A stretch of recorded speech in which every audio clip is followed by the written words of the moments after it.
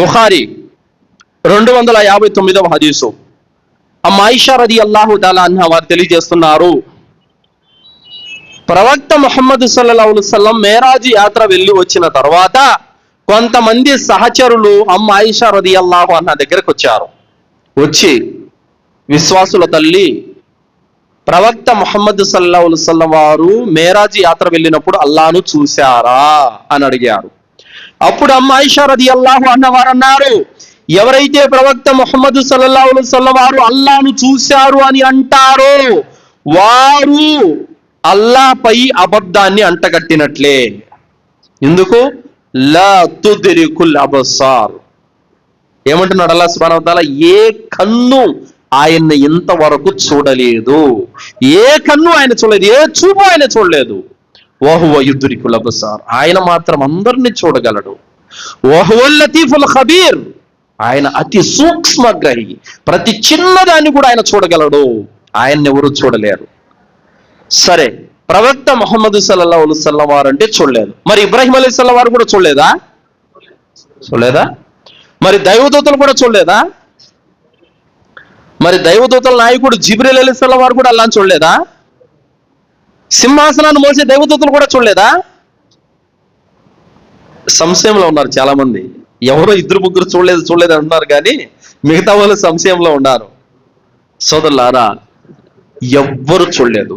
మానవులు కానీ, జిన్నాతులు కానీ, దైవదూతలు కానీ, చివరికి సింహాసనాన్ని మోసే దైవదూతలు కూడా అల్లాహ్ను చూడలేదు. ఎవరైనా అల్లాహ్ను చూశారు అని అంటే అతను అబద్ధీకుడు. గుర్తుపెట్టుకోండి. అర్థమైందా? ఈ మాట ఎవరు చెప్పారు? అమ్మ ఆయిషా రదియల్లాహు అన్హా వారు అంటున్నారు, ఎవరైనా అల్లాహ్ను చూశారు అని అంటే అతను అల్లాహ్పై అబద్ధాన్ని అంటగట్టినవాడు అని చెప్పారు. అర్థమైందా? కావున అల్లాహ్ని ఎవరు చూడలేదు. కానీ ఈ సూఫీ గురువులు కొంతమంది ఈ మేరాజున్ నబీ పండుగ రోజున ఇలాంటి బోధనలు చేస్తూ ఉంటారు. ప్రవక్త సల్లల్లాహు అలైహి వసల్లం వారు అల్లాహ్ను చూశారు, ముహమ్మద్ సల్లల్లాహు అలైహి వసల్లం రాకను చూసి అల్లాహ్ తన తేజస్సునంత తొలగించాడు, ప్రవక్త వారికి దర్శనమయ్యాడు అని అంటారు. వాళ్ళు పచ్చి అబద్ధికులు, ఈ బోధనలు చేస్తున్నటువంటి వాళ్ళు. తర్వాత ప్రవక్త ముహమ్మద్ సల్లల్లాహు అలైహి వసల్లం మేరాజు రాత్రి అల్లాహ్ వద్దకు చేరుకునేందుకు తమ కాళ్ళ నుండి చెప్పులను తీయబోతే అల్లాహ్ సుబ్హానహు వ తఆలా, ఓ ప్రవక్త, చెప్పులను తీయొద్దు, అలాగే రండి అని ఆహ్వానించాడంట. చూసారా?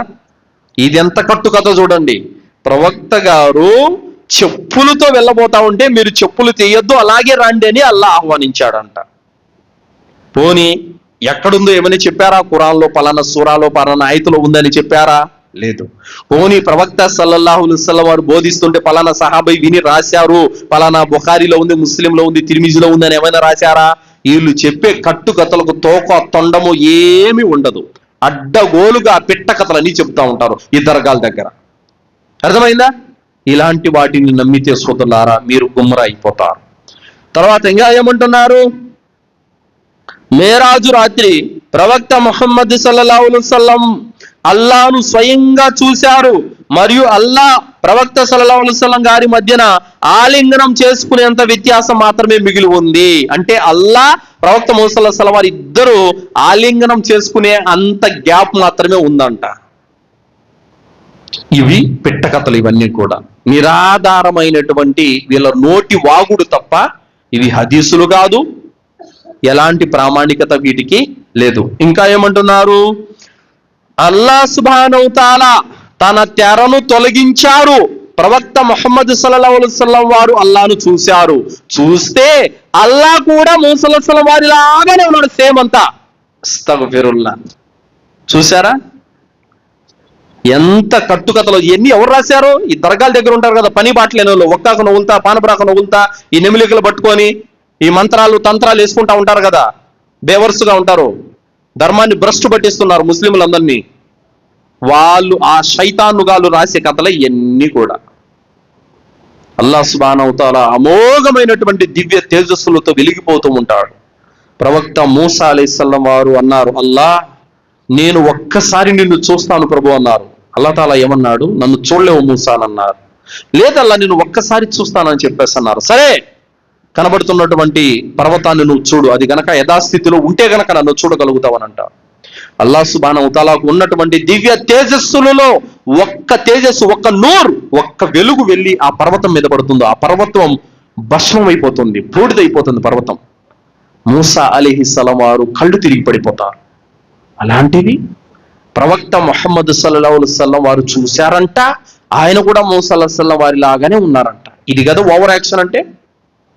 ఇలాంటి ఓవర్ యాక్షన్లే ఉంటాయి ఈ దర్గా వాళ్ళ దగ్గర, ఏముండవు ఇంకా. ఇలాంటి ఓవర్ యాక్షన్లే ఉంటాయి.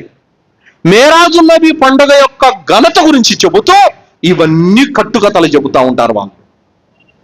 ఏమండి, నమ్ముదామా? నమ్మితే గనక మనం కూడా వాళ్ళతో పాటు డైరెక్ట్ జహన్నమే. అర్థమైందా?